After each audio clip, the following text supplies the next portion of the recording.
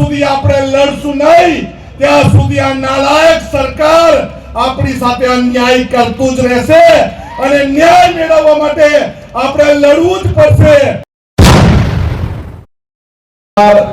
જન આક્રોશ યાત્રા ત્રીજું ચરણ બતાવીને આજે ગાંધીનગર ખાતે જન આક્રોશ સભામાં પરિવર્તિત થાય છે ત્યારે મંચ પર બિરાજમાન તમામ મહાનુભાવો આજે સમગ્ર ગુજરાત આક્રોશમાં છે. આજે યુવાન આક્રોશમાં છે, મહિલા આક્રોશમાં છે, ખેડૂતો આક્રોશમાં છે, આદિવાસી સમાજ આક્રોશમાં છે, દલિત સમાજ આક્રોશમાં છે, મુસ્લિમ સમાજ આક્રોશમાં છે, ઓબીસી સમાજ આક્રોશમાં છે, સમગ્ર ગુજરાત આક્રોશમાં છે. ત્યારે વિધાનસભાના પટાંગણમાં આપણે સૌ છે અને આપણે આક્રોશ વ્યક્ત કરવાનો છે. ત્યારે આપણે એક સાથે વિધાનસભા તરફ કૂચ કરવી જોઈએ. કરવી જોઈએ કે નહીં? કરવી જોઈએ. કરવી જોઈએ કે નહીં? કરવી જોઈએ. આપણે સૌએ અન્યાય થાય છે એના વિરોધમાં ન્યાય મેળવવા માટે અત્યારે આપણે જવાબ મેળવવાનો છે અને એના માટે અત્યારે મુખ્યમંત્રીને પૂછવાનું, ઉપમુખ્યમંત્રીને પૂછવાનું કે અમારા સાથે અન્યાય કેમ થાય છે અને અમારા લોકોને કેમ દબાવવામાં આવે છે, કચડવામાં આવે છે.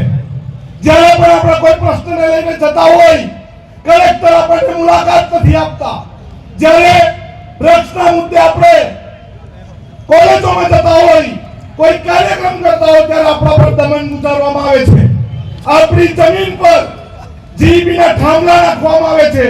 આપણી જમીનને સંપાદનમાં લેવામાં આવે છે. આપણું જળ જંગલ ચોરી જાય છે અને આપણે એનો આક્રોશ વ્યક્ત કરવા જાય છે ત્યારે આપણને જેલના સળિયા પાછળ નાખવાનું ષડયંત્ર આ ચોર લુચ્છી ભાજપની સરકાર કરે છે. પરંતુ હવે નહીં, હવે આપણે એક મંચ પર એકત્રિત થયા છે.